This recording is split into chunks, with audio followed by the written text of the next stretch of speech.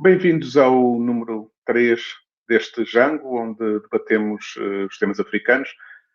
Desta vez vamos debater a proposta de revisão constitucional feita pelo Presidente João Lourenço de Angola no princípio do mês de março. Uma proposta de revisão que surpreendeu muita gente e acabou por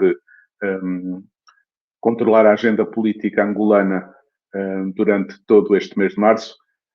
Tenho comigo dois convidados para falar do assunto. Rui Verde, investigador visitante da Universidade de Oxford e conselheiro jurídico do MAC Angola, que já escreveu várias vezes sobre esta proposta de revisão constitucional, e o Jonuel Gonçalves, investigador economista, professor universitário, investigador do Centro de Estudos Internacionais do ISCTE e habitual colaborador do Público para falar sobre este tema. Boa tarde a ambos. Obrigado por terem aceito o nosso convite. Ia começar pelo Jonuel e ficaste surpreendido, Jonuel, com este timing de gesto político do João Lourenço e esta proposta de revisão constitucional? Cumprimento a todos e a todas. Só para acrescentar que, além da minha função de investigador no ISCTE, eu sou coordenador da Unidade de Ciências Sociais do ISAF, em Luanda, que é ligada à Academia BAE. Olha, realmente eu fiquei um pouco surpreendido com o momento, mas não com o facto que se ia produzir, ou seja, que o Presidente da República ia tomar uma iniciativa para ganhar a iniciativa no quadro político angolano. E isto tem a ver com vários elementos. Um dos elementos é a fraca captação de ativos que foram desviados para o exterior e que deixou o governo sem meios de atuação na área económica e social, por um lado, e por outro lado o facto que a situação social em função disto agravou-se. Mas também houve outra coisa, quer dizer que a oposição começou a organizar-se, a ampliar o seu raio de ação e até colocar em conjunto pessoas que a gente pensava que não se poderiam colocar em conjunto, não é? Como por exemplo aconteceu com o trio Adalberto, Chivuco Vulco, Justino Pinto Andrade.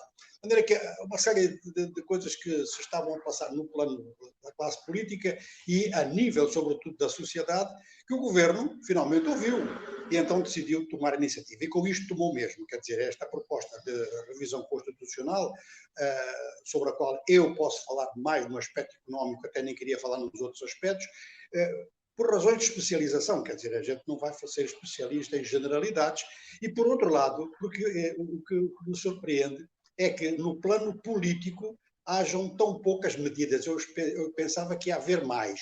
No plano económico, ao contrário do que parece, há aqui uns termos que têm que ser realmente bem analisados. E no plano, então, geral, parece-me que falta uma coisa fundamental, que é e isto sim, que me parece uma lacuna, falta então uma grande definição de sociedade. Ou seja, a nacionalidade angolana, no fundo, é atribuída da mesma forma que as nacionalidades na Europa são atribuídas quase de considerações raciais. E eu sou um daqueles que penso que a lei da nacionalidade deveria voltar a ser aquela que era no momento da independência, portanto, é o solo nacional, ou a família que dá a nacionalidade e não dar apenas prioridade e direitos de cidadania em razão de descendências. Isso é sempre muito perigoso porque abre clima a outras coisas. Tirando isso, eu acho que no plano económico há matéria para um grande debate e é pena que as pessoas estejam concentradas em detalhes de caráter político, mas eu digo que é pena do meu ponto de vista. O que é que tem de mais surpreendente em termos económicos e o que é que lhe falta também em termos económicos a esta proposta de revisão? Bom, então em termos económicos aqui temos bastantes. Eu tenho aqui, desde que li a proposta, eu estou baseado no relatório de fundamentação, que é o documento oficial. E o relatório de fundamentação explica diversas coisas e temos 1, 2, 3, 4, 5, 6 elementos importantes do ponto de vista económico, não é assim tão pouco. Eu vou já deixar de lado, para facilitar, que os detalhes que foram introduzidos sobre o Orçamento Geral do Estado, realmente esses não me causam problema, não levantam questões novas. Mas há aqui diversos aspectos que as questões novas são levantadas. Eu vou por ordem do relatório de fundamentação. A primeira coisa é realmente a introdução da palavra promove, quando se fala, na introdução é mesmo essa a explicação que se dá, né? A palavra promove, em relação à propriedade privada e à livre iniciativa, além dos princípios de que o Estado respeita e protege a propriedade privada e a iniciativa, promove a livre iniciativa. Quando se põe promove, neste caso, e sobretudo com a experiência histórica que nós temos das últimas décadas, é preciso dizer o que é a promoção. Porque senão nós podemos dizer que realmente houve, desde que se aceitou o princípio que a economia administrativa não funcionava e que a economia de mercado é que ia ser dominante, isto vem desde 1991, digamos que a iniciativa privada tem vivido a reboque do Estado. Não é nada de anormal, em muitos países do mundo foi assim historicamente, mas foi um reboque, muito reboque. Quer dizer, foi uma ajuda em que várias vezes a chamada iniciativa privada, a chamada propriedade privada, vivia quase em regime de parasitismo em relação ao Estado. O Estado investia no privado. Ora, o Estado a investir no privado, há o risco que o Estado invista nos seus partidários do privado e nos seus familiares. Portanto, muita gente pode dizer que a atribuição por favor de determinados contratos de Estado é uma promoção da iniciativa privada. Ora, que pode ser também nepotismo. É daí a razão porque é necessário tomar a precaução de dizer como é que é esta promoção, porque não é só respeitar e proteger, agora já tem que promover também. Portanto, é a promoção a nível do crédito, de que forma e o que é que o crédito, a que é que o crédito está sujeito. Porque o crédito mal parado em Angola, na maior parte dos casos, é por razões políticas. São pessoas que se julgam com a força suficiente de não reembolsar o crédito. Quanto a contratos que são atribuídos sem concorrência nenhuma, sem concurso, foi prática durante muito tempo, até que apareceram casos escandalosos, até que João Lourenço tomou providências quando entrou no poder, porque tinha um caso super escandaloso em cima, quase perto da posse dele, em relação, conforme sabemos, ao Porto da Barra do Dante. Mas há outros aspectos também que podem ser chamados de promoção e que, de facto, são favoritismo. Por exemplo, com a situação de dificuldade cambial, atribuir recursos em moeda convertível, em moeda internacional, em dólares, em euros, né? De forma a que o beneficiário ganhe na taxa de juros, na taxa de câmbio, perdão, ganhe na taxa de câmbio. E esses beneficiários, além de terem dólares mais baratos, enquanto que o comum do cidadão tem que comprar nas quinguilas, ou então tem que comprar depois nos bancos comerciais ou nas agências de câmbio a câmbios mais elevados, vai ter um câmbio tão facilitado que lhe permite, como muitos fazem, depois fazer operações de câmbio e ganha duas operações de câmbio dentro do mercado nacional e depois ganha com isso. De maneira que esta palavra promoção, ela é muito importante, realmente o Estado, conforme sabemos, em países do terceiro mundo, tem funções, sobretudo, atualmente, tem funções muito importantes. Não é? O Senghor dizia que nos países da Europa, nos países europeus, a nação surge primeiro e depois cria o Estado. E nos nossos países, o Estado tem como função criar a nação. Ao criar a nação, tem que criar os vários segmentos e, naturalmente, reforçar os seus investidores. Mas quando se fala em promover isso, então as regras têm que ser muito claras e é claro que isto depois vai para a regulamentação em detalhe, mas só colocar a palavra promoção aqui deixa margem para muitas dúvidas e para práticas que realmente estão na base da crítica do governo atual ao governo anterior. Um outro ponto muito importante que torna mais claro os mecanismos de confisco e de nacionalização. Isto é importante aqui. Aqui não tenho nenhuma observação a fazer, acho que isto está bem feito e a conjunção da lei sobre a propriedade privada, dos artigos sobre a propriedade privada, com os artigos relativos a confisco e nacionalização, e são confiscos que está dito que só serão feitos em função de desrespeito à lei. Então aí isto dá-nos satisfação e é realmente muito importante. É curioso que realmente a Constituição não previa situações de emergência, calamidades naturais, calamidades públicas. E isto é grave num país que tem experiência de 30 anos de guerra, quer dizer, o Estado angolano, o Estado cria-se no longo prazo e as críticas de curto prazo às vezes são até injustas porque atropelam um pouco as coisas e nós sabemos como é que a evolução dos Estados se processa. Há o fenómeno da aceleração da história, o Estado hoje não precisa de tanto tempo para ser criado como foi na Europa. Mas realmente há aqui experiências, como é a experiência inicial do Estado angolano, uma experiência de guerra. Portanto, isto devia ter incitado já o legislador anterior, ou os legisladores anteriores, a termos legislação sobre calamidade pública que nos fez falta agora e que nos faz falta. Durante a pandemia, há uma série de medidas que são tomadas um pouco ad hoc e que as pessoas fecham os olhos porque realmente é necessário e estamos todos preocupados. Mas desta vez entra então a noção de calamidade pública e isto também me parece bastante importante. Novo problema, ou novos dois problemas.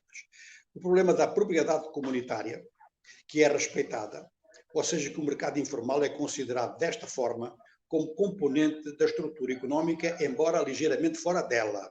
As expressões na lei, nesta alteração, que é uma alteração, nesta alteração, elas têm que ser muito cuidadas, porque não se vê exatamente na proposta se se considera o mercado informal como dentro do sistema económico, como fora do sistema económico. Mas o que está claro é que se pretende que o mercado informal passe a mercado formal e que a propriedade comunitária faz parte disto. Não é o mesmo mercado informal à escala do capitalismo, à escala internacional, como existe na Itália, como existe no Brasil, como existe no Extremo Oriente. Não, há uma parte do mercado informal que é realmente propriedade comunitária, sobretudo a nível rural e a nível de certas cooperativas que não têm esse nome, mas que funcionam como tal, que é entreajuda. Ora, aqui nós entramos numa coisa que é muito importante, que é um problema que temos tido há bastante tempo. Eu no CONEN verifiquei vários casos, foram parar em tribunal depois, que é sobre, então, o direito consuetudinário. E aqui, em termos económicos, coloca-se um problema sério, portanto, por exemplo, nas heranças. Como é que as coisas se vão passar? As coisas atualmente passam-se assim. Se toda a gente estiver de acordo, a herança vai pela linha matrilinear. Portanto, vamos dizer, no CONEN, quem tem uma manada de gado passa para o sobrinho. E isto se toda a gente aceitar. Se não aceitar, basta um filho dizer, não, o gado é meu, vai parar ao Tribunal do Estado. De maneira que é fundamental a gente definir quais são os limites da propriedade consuetudinária, o que é que está ao abrigo do direito consuetudinário e o que é que está ao abrigo do direito moderno, do direito do Estado. Apenas dizer que levamos em consideração a propriedade comunitária, mesmo dizendo que há uma tendência de evolução, há até um relatório oficial, como transformar o mercado informal em mercado formal, um documento, aliás, muito bom, que quem for trabalhar no Parlamento, esta parte tem que ler isso. Aqui nós temos, então, uma necessidade de coordenar como é que se evolui do direito consuetudinário para o direito moderno, ou como é que nós adaptamos os dois para longo prazo, porque pode ser necessário isso, e vai haver resistências nesse sentido. Recentemente houve até um processo que decorreu em Luanda, que deu em condenação de uma grande autoridade tradicional, que era designado como o rei do Bailundo, e isto já vimos que há aqui um clima de tensão. E esses que eu vi no CONEN eram em torno da propriedade do gado, que é uma propriedade fundamental, ou seja, que nós, inclusive, temos dificuldade de definir se os criadores de gado, que vivem em casas de vegetal, dormem num luando no chão, comem muito pouco, mas são proprietários de gado cuja manada tem valor de milhares de dólares. É um destes problemas de análise nas economias africanas em virtude da propriedade comunitária. Isto não pode ser visto só assim muito rapidamente. Isto tem que ser visto com um estudo a sério aqui dentro. Depois temos um outro problema, entramos então em pleno no direito de Estado moderno, que é, afinal, o Banco Nacional de Angola vai ser autónomo ou não vai? Há aqui uma introdução de um elemento, o Presidente da República nomeia o governador do banco, mas ele tem que, a partir de agora, estar sujeito à audiência na Assembleia Nacional. E isto chega ou não chega para definir a autonomia do banco? Não chega. A autonomia do banco é uma autonomia que realmente temos assim alguns exemplos à escala mundial, como se trata de direito moderno, basta ser um banco central, já temos a noção que é direito moderno. É bom irmos ver a experiência de diversos países. Por exemplo, o Reserve Bank da África do Sul, por exemplo, a Reserva Federal dos Estados Unidos, não vamos ter medo de ver com grandes exemplos, porque faltam elementos, falta a garantia do mandato do governador do banco. Apesar de estar sujeito à audiência, ele pode, pelo menos pela omissão que eu noto, não é? Pela omissão, não há nada que diga que é assim, mas como não está explícito, ele pode ser demitido a qualquer momento se tiver divergências com o governo, com o Ministro das Finanças ou com o Presidente da República. Então, faltaria definir isto. Não estou a dizer que o Banco Nacional de Angola deva ser tão autónomo quanto é o Banco de Reserva da África do Sul ou quanto é a Reserva Federal dos Estados Unidos. Estou só a dizer que temos que definir isso. Ou seja, o governador do banco, a partir do momento em que ele é avalizado e avaliado na Assembleia Nacional, ele tem um mandato garantido, está tranquilo, pode fazer então e conduzir o banco da forma como ele e o seu grupo acham, ou tem que continuar a prestar contas ao Ministério das Finanças. É importante a gente definir isso. Enfim, Januel, vou interromper aqui para aproveitar para passar para o professor Rui Verde, que está aqui a assistir à tua opinião. E queria exatamente passar para ele no sentido de que acha que esta autonomia do Banco Nacional de Angola está garantida nesta proposta de revisão constitucional? Bom, numa primeira fase, aliás, eu julgo que é o principal aspecto que levou à revisão constitucional em termos técnicos, foi a tal autonomia do Banco Central. E esta autonomia tem dois mecanismos. O primeiro é o que o João acabou de referir, que o governador é nomeado pelo presidente após uma audição na Assembleia Nacional, portanto temos aqui uma pequena evolução. A nomeação é pública, não é feita no conforto dos gabinetes. E a segunda é a criação do Banco Nacional de Angola como uma entidade administrativa independente. Pressupõe-se, e está correto que isso tem que ser melhor definido por lei, pressupõe-se que o presidente de uma entidade administrativa independente tem um mandato que pode cumprir e só será demitido por causas ligadas a corrupção ou mau funcionamento da instituição, mas não devido à vontade política. E entidade administrativa independente quer dizer, na perspectiva constitucional angolana, que segue, no fundo, o mimetismo habitual português, quer dizer que funciona sem receber qualquer ordem ou instrução do presidente ao nível formal. Resta saber se são criados mecanismos informais ou não de influência, mas isso é outra questão. Portanto, ao nível formal, este avanço da autonomia do Banco Central é positiva e, à partida, garante um modelo que eu ainda chamaria misto, não é de independência total como o da Reserva Federal Americana, um modelo de autonomia para o Banco Central. Portanto, nesse aspecto. Agora, esta eu vejo que é talvez a grande mudança positiva desta revisão constitucional. É tal o primeiro passo, ou um passo alargado, até meio da ponte da autonomia do Banco Nacional. Quais são os lados negativos, então? Se acha que este é o grande lado positivo, qual é que acha que são os lados negativos desta proposta?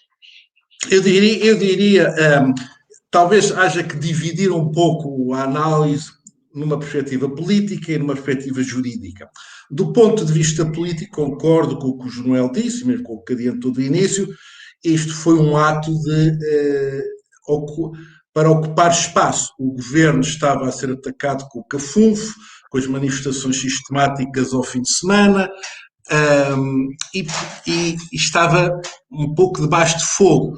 O João Lourenço, ao avançar com a revisão constitucional, tomou a iniciativa política e encostou um pouco a UNITA à parede, porque a UNITA, o que se viu é que se absteve na votação da proposta de revisão constitucional, não apresentou nenhuma contraproposta muito concreta, também se apresentasse podia levar a adiamento de eleições, portanto tem que ser cautelosa, mas por outro lado demonstra que, ou cria a imagem que não tem alternativas. Portanto, do ponto de vista político, a revisão constitucional é um ato, como diz aquele joga de xadrez, é uma jogada de mestre do presidente angolano.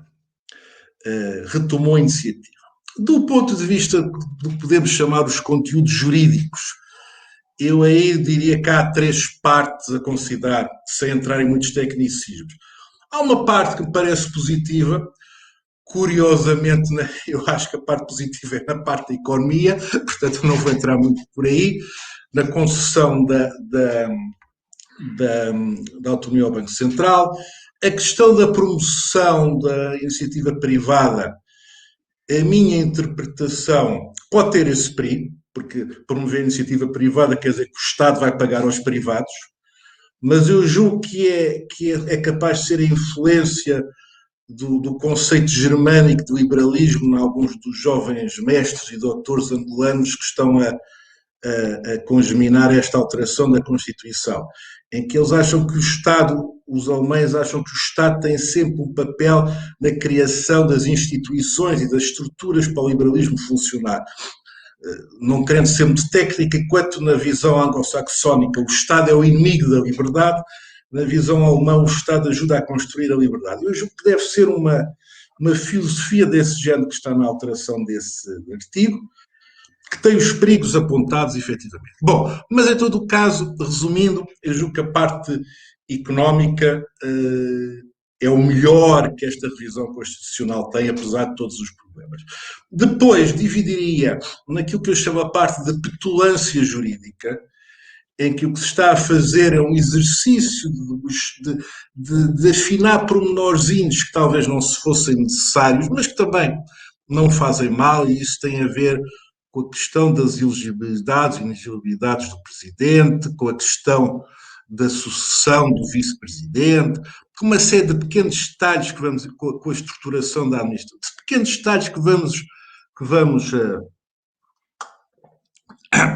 encontrando ao longo do texto, e que eu acho que é um pouco mostrar as penas jurídicas. E depois temos dois aspectos que estão muito negativos. Um que se percebe historicamente é aquela criação do governo de gestão, a dizer que a partir de certa altura o Presidente da República não pode tomar decisões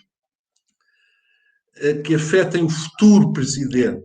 Isso é inspirado na figura do governo de gestão em Portugal, só que em Portugal isso funciona a partir do momento em que o governo se demite, mas continua em funções até o novo governo. Ora, em Angola, o mandato do Presidente é único.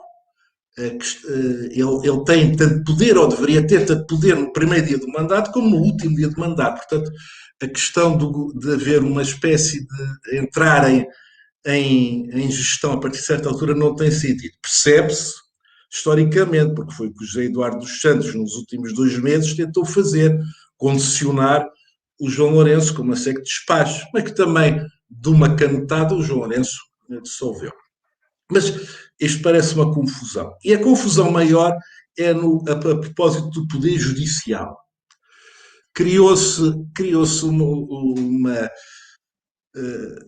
uma ideia, há um problema qualquer em considerar que os tribunais são soberanos, e tentou-se atribuir a soberania só aos tribunais superiores. Colocou-se no meio disto o Conselho Superior da Magistratura e arranjou-se uma confusão. A questão é a seguinte: os tribunais são soberanos porque administram a justiça. Cada juiz em cada tribunal, quando está a tomar uma decisão, está a exercer um poder de soberania. A partir daí, não há tribunais mais soberanos ou menos soberanos. O Tribunal Supremo não é mais soberano do que o Tribunal de Primeira Instância. Em alguns casos, o Tribunal Supremo é um Tribunal de Primeira Instância. Portanto, há aqui uma tentativa de reforçar o poder do Tribunal Supremo, em concreto, se calhar, o poder do Joel Leonardo, mas é uma tentativa atrapalhada, porque ao mesmo tempo está-se a tirar poder aos outros juízes, o que não tem sentido absolutamente nenhum. Portanto, esta parte do Poder Judicial não se percebe, por isso simplesmente, porque é que isto surge e porque é que é tecnicamente tão mal conseguida. Porque um juiz é sempre um juiz, esteja no Supremo, esteja na primeira instância.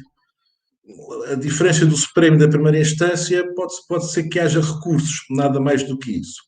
Portanto, resumindo, eu tenho a impressão que, devido à necessidade de se realizar e consagrar face ao FMI a autonomia do Banco Nacional, politicamente o Presidente achou que era um expediente ter uma revisão constitucional. Nesse aspecto conseguiu um sucesso político.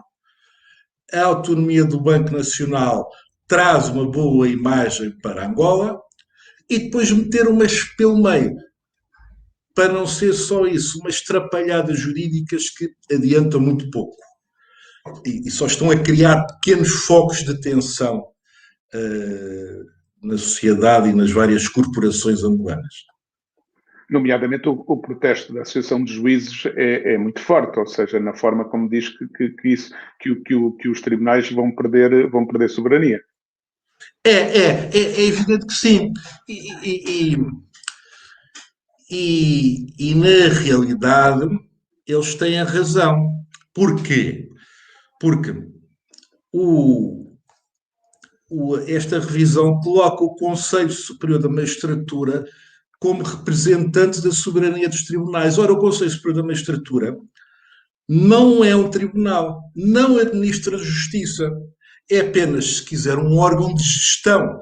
Nomeia um juiz para o Tribunal de Ondiva, nomeia outro juiz para o Tribunal de Luanda, trata desses aspectos, não tem qualquer poder de soberania. Ora, atribuir-lhes esse poder é estar a atribuir a um corpo de gestão poderes sobre o juiz que decide ali em concreto. Ora, e isso é perigoso.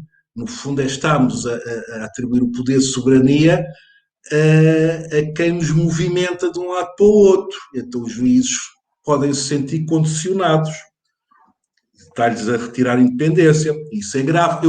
Eu acredito que há aqui uma espécie de... Não se mediu o sentido e alcance desta reforma do poder judicial. Acho que isso não foi analisado com atenção.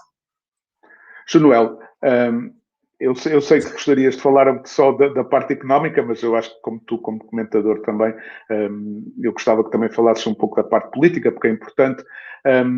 Achas que num país onde os tribunais não têm uma boa imagem, onde as pessoas não acham que os tribunais são independentes, isto também vai agravar ainda mais essa imagem? Não vai agravar, vai manter na mesma. Realmente os juízes têm péssima reputação, a dois níveis, não é? Uns têm a reputação de seguirem o poder político e de agirem em função do poder político. Vimos alguns processos que confirmaram isso, sobretudo durante o período de, olha, a perseguição aos revuos, por exemplo. Aquilo foi tudo movido politicamente. Um grupo de pessoas que se reúne para discutir um livro não pode ser considerado como inimigo da segurança nacional, e aquilo foi, até na própria linguagem que utilizaram. Portanto, há esse lado. E depois há o outro lado, que também é muito importante em Angola, que é os juízes que são considerados corruptos, portanto, que dão sentenças com pagamento, e os juízes que não têm formação para serem juízes. Então, quer dizer, o conjunto da nossa magistratura realmente tem muito pouco prestígio em Angola.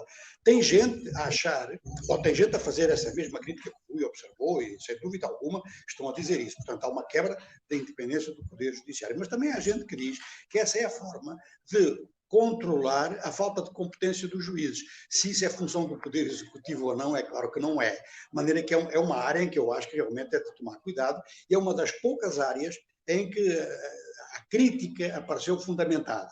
Já outros aspectos de caráter político, portanto, a oposição foi toda apanhada de surpresa com isto. Muito mais do que nós, que, enfim, somos académicos ou profissionais ou comentadores, ou seja o que for. A gente estava à espera onde é que o Palácio da Cidade Alta vai tomar a iniciativa. E realmente a situação económica implicava isso. É por essa razão, aliás, que eu priorizei a intervenção económica, não é só por ser economista, é porque o objetivo central é este. São estes objetivos centrais de refazer uma espécie do perfil económico do país, até por pressão internacional. E a pressão internacional para nós é importante, primeiro porque estamos com uma dívida que ocupa mais de metade do orçamento, enquanto isto for assim, não se avança nada. Em segundo lugar, porque a imagem para captar ativos no exterior, ela tem que ser alterada internamente. O sistema bancário angolano tem que passar a ser credível. Então, esses são os lados que são positivos e que têm que ter uma regulamentação mais séria. Mas do ponto de vista político e do ponto de vista jurídico, as influências são determinantes.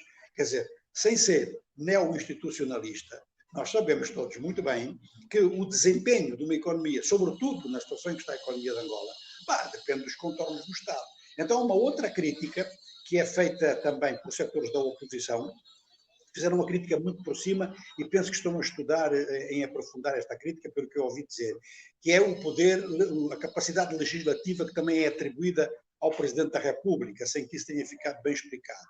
Realmente, eu pessoalmente ainda não analisei aí essa parte, porque eu estou num documento de 40 páginas e confesso que não li tudo, priorizei a parte de economia até porque vou escrever sobre ela, mas sempre que há capacidade legislativa atribuída ao Presidente da República ou a alguém do Poder Executivo, isso sim tem que ser muito bem especificado. O que me parece realmente importante no meio disto tudo é que, pronto, a vida política angolana está a passar por um... A vida política angolana tem vindo a beneficiar de mais liberdade de expressão do que beneficiava aqui há uns 2, 3 anos atrás. Mas o que é importante agora é que estamos a caminhar para o processo eleitoral e que tudo isto levanta uma série de questões e funciona como elemento de informação, que era uma coisa que faltava muito à nossa sociedade. E neste momento está a acontecer. Portanto, este aspecto político, que é os novos poderes do Presidente da República, ou até mesmo como é que o Presidente entra, como é que o Presidente sai, como é que o Vice entra, como é que o Vice sai, tudo isto é importante do ponto de vista do debate. Agora, a questão é saber se realmente o MPLA vai levar em consideração a discussão em si ou se a proposta é o projeto em si, né?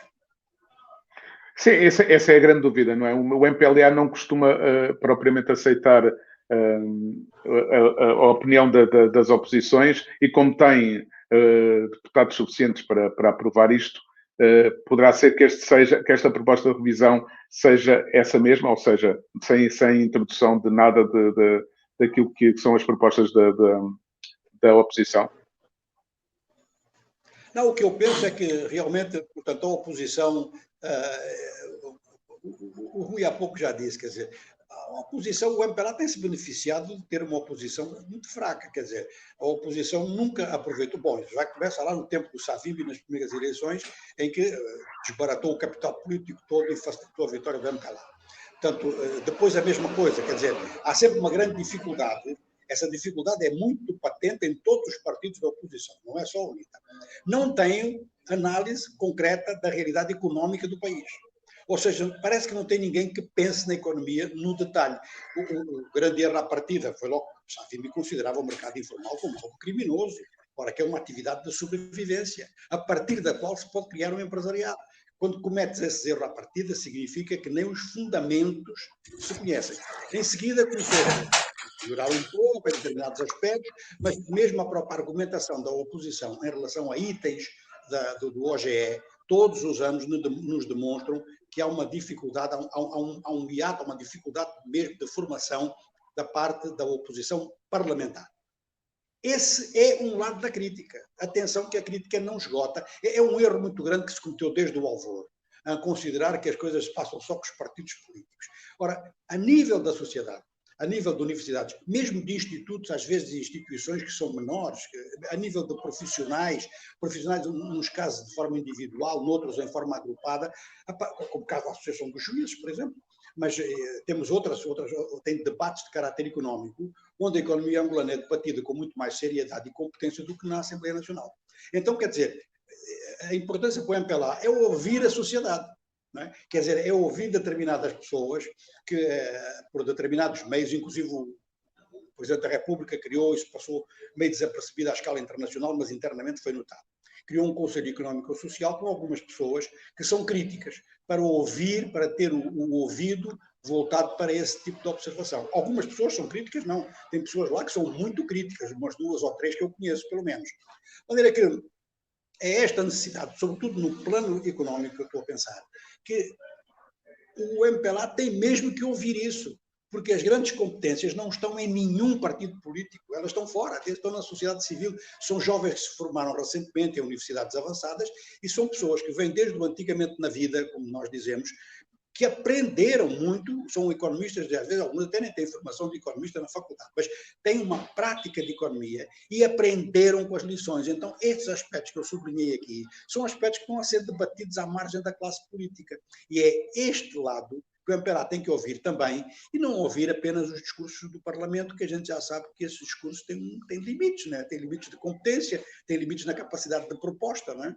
É este ouvir a sociedade. O MPLA tem que se reconectar com a sociedade. Rui Verde já escreveu que o processo de revisão constitucional devia ser um debate aberto. Acha que este processo está a ser conduzido demasiado, com um debate demasiado fechado dentro da ligação presidente-MPLA e agora na Assembleia Nacional, e que devia ser mais alargado? Sim, claramente que o debate tem estado muito circunscrito, porque rapidamente aprovou-se na generalidade a proposta, agora supostamente estará a ser discutida em comissão, mas nem temos conhecimento do que está a passar. E este era um grande momento para congregar a sociedade civil e ouvir contributos, quer na área da economia e sobretudo na área da justiça, e também na afinação das relações entre a Assembleia Nacional e o Presidente da República. Portanto, neste aspecto está a ser cometido um erro, que é o erro de não levar um pouco para a rua a discussão da revisão constitucional. Obviamente poderia ter perigos, podiam surgir ideias mais alocadas, passa a expressão, mas as pessoas sentiam-se a participar. E este momento, hoje em dia, em Angola, tanto quanto eu me apercebo, não é muito como no passado, em que o domínio da imprensa acabava por refletir o domínio da opinião pública. Quem tinha os jornais, as televisões, os rádios, dominava a opinião pública. Hoje em dia, a maior parte da discussão, ou uma boa parte da discussão, faz-se através das redes sociais. E ninguém domina as redes sociais. E era importante levar, e de certa maneira, foi o que eu tentei levar a discussão da revisão constitucional para as redes sociais. Obviamente que surgiriam muitas ideias, passa a expressão sem pés nem cabeça, mas poderiam surgir contributos positivos e as pessoas sentirem-se a participar. Porque, dando um saltozinho para a economia, neste momento a economia angolana está naquilo que eu chamo um momento de Passos Coelho. As instituições internacionais começam a elogiar a prestação da economia angolana. O FMI, a Moody's, a secretária executiva da Comissão Económica das Nações Unidas para a África, o diretor da África do FMI, todos dizem que a economia angolana está no bom caminho, é mais reformista, e por aí adiante. Portanto, como em 2014, 2015, em Portugal, as instituições internacionais elogiavam o governo de Passos Coelho. E qual era o problema em Portugal na altura e em Angola hoje? É que essas supostas boas notícias não chegam à população. A população não sente os efeitos positivos das reformas económicas. Em Portugal sabe-se o que é que aconteceu. A esquerda ganhou as eleições e o Passos Coelho foi muito elogiado, mas foi para a vida dele. Em Angola as coisas talvez sejam um pouco diferentes, mas eu acho que é importante chegar à população sinais de 3 assuntos. Do combate à corrupção. Não basta dizer que está a ser combatida a corrupção. A população tem que ver sinais desse combate à corrupção. A desta revisão constitucional, a população tem que ver sinais que está a participar, que alguma coisa que diga, talvez a posição da Associação dos Juízes, eu espero, então agora que o MPLA tem um belíssimo jurista à frente do grupo parlamentar, que tenha outra sensibilidade a toda esta pretensa reestruturação do Poder Judicial na Constituição e obviamente, também ao nível económico, a população tem que sentir o efeito das tais reformas que toda a gente está a dizer muito bem internacionalmente. Isto, volto ao início da sua pergunta, é por isso que era importante colaborar, haver fóruns digitais sobre a revisão constitucional e ouvir as pessoas. Não basta termos o nosso querido deputado João Pinto a falar sobre a revisão constitucional, ele que já é um tradicional e às vezes é o único que fala. Temos que ouvir as pessoas nesse sentido, porque na realidade se a partir deste momento as taxas de juros forem livremente fixadas pelo Banco Nacional de Angola sem qualquer intervenção do Presidente da República ou do Ministro das Finanças, isso vai afetar a vida das pessoas. Não se pode dizer que são temas esotéricos que não interessam a ninguém. Vai afetar definitivamente a vida das pessoas. Diga-lhe. Jonuel, esta autonomia do Banco Nacional de Angola, e aproveitando o Rui Verde estava a dizer, se a política do Banco Nacional de Angola for diferente da política do governo, não teremos aqui espaço para um confronto institucional aqui, ou essa autonomia que agora vem deste processo de revisão nunca será esse ponto. Não, se houver autonomia, justamente é aí que não há choque, ou seja, não há interferência política. Então o Banco Nacional de Angola sabe perfeitamente que não pode meter-se em política e que tem que fazer uma política monetária e um apoio à política financeira. Ele vai trabalhar dentro do Orçamento Geral do Estado, mas isso mesmo, a Reserva Federal funciona assim. E há condicionantes que vêm da própria estrutura macroeconómica. Eu vou, por exemplo, lembrar que a Presidente, agora ela é Secretária do Tesouro dos Estados Unidos, Janet Yellen, quando presidia a Reserva Federal, o Banco Central Americano, disse: eu só mexo na taxa de juros quando a economia norte-americana produzir X empregos por mês. Ela não disse o volume, mas a gente sabia que era à volta de 200 mil no mínimo. Ou seja, que o indicador mercado de trabalho é sempre um indicador importante, quer dizer, está a haver ou não está a haver a redução do desemprego. E isto é importante, porque pela primeira vez na história da economia tal como ela existe, que é a economia capitalista, que existe desde sempre, nunca houve outra, mesmo quando havia União Soviética, não sei o quê, era capitalismo de Estado. E considera-se importante que o trabalho é o fator principal. Ora, no caso de Angola, o trabalho continua a ser o fator principal. O Banco Nacional de Angola e o Ministério das Finanças têm sempre o mesmo objetivo, só podem funcionar com base nesse indicador, ou há aumento do emprego ou não há aumento do emprego, e estamos a andar para trás. E o segundo elemento, muito importante no Banco Nacional de Angola, é por isso que eu não estou a insistir muito que se avance numa autonomia completa, desde já, no Banco Nacional. Embora isso tenha que ficar subentendido, que temos que o fazer a partir de algum momento. É porque eu considero que a prática do Banco Nacional de Angola tem que ser orientada para dar força real à moeda angolana. Ou seja, que ou nós entramos num acordo internacional com moeda convertível, ou nós damos realmente força. E essa força só pode ser dada com uma economia forte na base. Portanto, aqui há uma necessidade de articulação entre a política monetária do Banco Central com a política geral, esta, de promoção, de estímulo e tudo mais, que vai diversificar a economia. Isso é que dá força a uma moeda, não são medidas administrativas. Agora a taxa de câmbio é esta. Ora, nós sabemos muito bem que há 3 taxas de câmbio neste momento em Angola.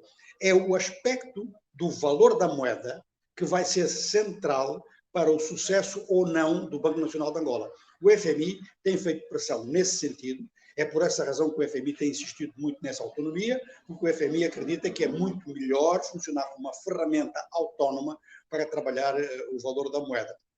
A mim o que me parece, de forma um pouco mais geral, é que este dispositivo, como ponto de partida, dá satisfação, embora não fizesse mal nenhum que se dissesse em que condições é que o governador que passou por uma entrevista na Assembleia Nacional, em que condições ele pode ser demitido. Mas é importante constatar, verificarmos e sublinhar aqui que o Banco Nacional de Angola estará sujeito a mais ou menos pressões em função desses 2 elementos. Se ele contribui de uma forma concreta, não é, para os esforços de alargamento do mercado de trabalho com a diversificação da economia, e 2, se ele contribui para fazer do Kwanza uma moeda a sério, quer dizer, e não como muita gente diz da rua, vales que se passam e que depois todo mundo pretende é juntar um monte para comprar moeda estrangeira que no fundo funciona como um grande regulador. Angola não está já neste momento, como já esteve, com 2 contabilidades, uma em Kwanzas, outra em dólares, não está, mas na prática muita gente já funciona assim. Rui Verde, para mim sempre acho estranho que uma proposta de revisão não inclua aquilo que eu acho que é a peculiaridade da revisão constitucional de 2010, que é um regime presidencialista ter um presidente que não é eleito diretamente, mas sim é o seu partido que é eleito e ele como cabeça de lista. Não lhe parece estranho que não venha esta alteração nesta proposta? Bom, estranho não parece. Isso seria uma modificação demasiado revolucionária no presente situação. Como nós sabemos que a presidência, o modelo da presidência angolana, a presidência imperial, foi gizada, o famoso fato para vestir ao José Eduardo dos Santos, que não queria concorrer em separado e que no fundo queria ter todos os poderes napoleónicos. E teve-os, e a presidência tem esses poderes napoleónicos. A questão é que neste momento Angola encontra-se num processo de reformas várias. Reforma económica, reforma contra a corrupção, Se entra, e já se tem visto isso um pouco no aumento da liberdade de expressão que o João falou há pouco, se entra também numa altura de reforma democrática, há muito perigo de haver o efeito boomerang, isto é, as reformas democráticas, como aliás aconteceu na União Soviética, as reformas democráticas podem servir para uma espécie de uma contra-revolução da reforma económica e da reforma contra a corrupção, e depois no fim apenas se cria anarquia e não se reforma nada. E eu julgo que é essa a razão, para evitar largar tudo ao mesmo tempo, que leva a que o Presidente não tenha intervenção nesses dois aspectos concretos, na processo eleitoral e nos seus chamados poderes. Aliás, a questão dos poderes presidenciais não é que eles sejam muito diferentes dos poderes do Presidente dos Estados Unidos da América. São semelhantes. A diferença é que nos Estados Unidos da América esses poderes são sindicados. Isto é necessária geralmente a aprovação do Senado para as nomeações ou para a maior parte das decisões presidenciais, e temos um poder judicial ativo. Na Constituição angolana isso não acontece, não é necessária a aprovação da Assembleia Nacional para as nomeações do Presidente. Essa é a grande diferença em termos de poderes. Não é a lista de poderes, mas é a forma como esses poderes são sindicados por outros órgãos. Voltando ao modo de eleição, eu creio que esse modo de eleição só será mudado na ocasião em que forem revistos os poderes presidenciais. E acredito que a revisão dos poderes presidenciais só ocorrerá depois das reformas económica e contra a corrupção terem sucesso numa versão do poder ou noutra versão, quando houver um movimento revolucionário ou de sublevação, que é isso obrigo, que obviamente pode acontecer. Esta questão...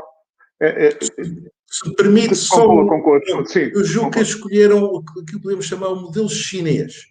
Primeiro tratar da corrupção e da economia e lá só mais à frente da abertura democrática. E acha que esta questão de colocar na Constituição, fixar uma data para as eleições, pode levar àquilo que a UNITA, por exemplo, acusou de golpe de Estado e de golpe de Estado encapotado e de poder adiar as eleições de 2022? Se isso fixar, ou seja, pode-se fixar uma data posterior a esse 2022? Não estou a ver isso, não estou a ver nesse sentido. Essa questão da história, posso estar a ser ingênuo, como é evidente, mas essa questão da história da fixação da data das eleições é aquilo que eu chamo o tal pedantismo jurídico, que estes novos juristas que agora estão e que terminaram os seus mestrados, os seus doutoramentos, estão a mostrar que sabem. E, portanto, resolvem incluir assim umas coisas para serem tecnicamente perfeccionistas. Eu acho que é isso, é tentar mostrar um perfeccionismo técnico, dizer que agora não há possibilidade de manipulação das eleições porque serão sempre neste dia. Nesse aspecto, não me parece que haja aí nenhuma agenda escondida, pelo contrário, torna mais claro. É naquele dia e tem que ser naquele dia, pronto, digamos assim. Não me parece. Eu julgo que o objetivo desta revisão não é adiar as eleições, de maneira alguma. Julgo que o objetivo foi voltar a ocupar o espaço. Se repararmos, coincide com uma espécie de um ataque em pinça em relação ao líder da oposição que está lá a correr em Angola. Portanto, isto foi o MPLA a retomar a iniciativa para ganhar estas eleições na data prevista. João, a tua opinião? Sim. Não, quer dizer, eu acho que a questão da data, a não ser que a gente queira fazer aqui processo de intenções, e então estaríamos a fazer aquilo que a gente critica. Não, sem fazer processo de intenções, não há nada disso, e se o MPLA adiasse a data das eleições, sofreria um desgaste suplementar muito importante, que atingiria, por exemplo, todos os novos eleitores. Atenção, o eleitorado antigo é MPLA, mas tem todos os novos eleitores que entraram, alguns que nem se registaram, estão-se a registrar agora, e que, naturalmente, é preciso tomar cuidado do ponto de vista do atual governo com esse aspecto. Então, mexer na data das eleições seria tão antipático que seria, portanto, um tiro no pé. Agora, quanto à forma de eleição do Presidente da República, eu só queria sublinhar aqui dois aspectos. Quer dizer, o Zé Eduardo mudou a forma de eleger o Presidente da República porque ficou com medo que se repetisse o que aconteceu em 91, ou seja, ele ter menos votos que o MPLA. E, portanto, que o MPLA o controlasse mais do que ele queria controlar o MPLA. A razão foi essa. Agora, isso depois produziu um sistema que, olha, não cria problemas à liberdade, ao funcionamento eficaz do poder, nem às liberdades públicas, num sistema exatamente igual que existe na África do Sul. Ou seja, o Presidente da República é o cabeça de lista do ANC. E no funcionamento da vida sul-africana, até ninguém contesta isso. Está a ser aceito. Eu penso que as liberdades públicas, a competência do governo e a legitimidade do governo não está assim tão ligada à forma de eleição do Presidente da República, desde que a sua base seja realmente eleita, não é? Corretamente, que não haja manipulação. Não me parece que isso seja a questão assim mais urgente. Se isso tivesse entrado, um dia vai entrar, naturalmente. Se isso tivesse entrado nesta reforma, tudo bem, e então o país tinha que se preparar para uma outra campanha eleitoral. Em cima quase de eleições, mexer nisso agora poderia ser um problema. Atenção que a luta pela democracia tem esse aspecto. Não é? Por exemplo, eu e outros como eu sempre achamos que as eleições de 1991 não podiam ter sido feitas naquela altura. Nós que lutámos sempre por eleições, dizíamos, mas isso não pode ser atabalhoado. Tem 2 exércitos no terreno, não pode. Estas eleições vão dar em problema. Ora, neste momento já não são os 2 exércitos, felizmente há só um, mas há um problema aqui que é uma série de prioridades a nível, primeiro, do esclarecimento, do funcionamento do poder judiciário, a garantia dos cidadãos, a definição concreta da cidadania e então regularizarmos realmente estes aspectos que eu sublinhei, e tenho colegas a sublinhar outros, do ponto de vista económico. Então, é um debate que muito provavelmente, depois destas eleições, para o mandato seguinte, talvez esse debate venha a ser levantado, a aperfeiçoar a Constituição, no sentido que o Presidente venha a ser resultado de voto direto. Neste momento, eu vejo até com dificuldades técnicas de implementação disso. Era uma eleição que se teria que acrescentar, assim em cima da hora. Eu tenho muito medo de eleições mal organizadas. Nós estamos cheios de problemas em África, de contestação de processos eleitorais, que têm sido repetidos, porque as condições técnicas não têm sido garantidas para aplicar uma lei que, pronto, em termos de princípios é muito correta, mas depois os meios, nós temos que ter precaução para não desacreditar o processo democrático.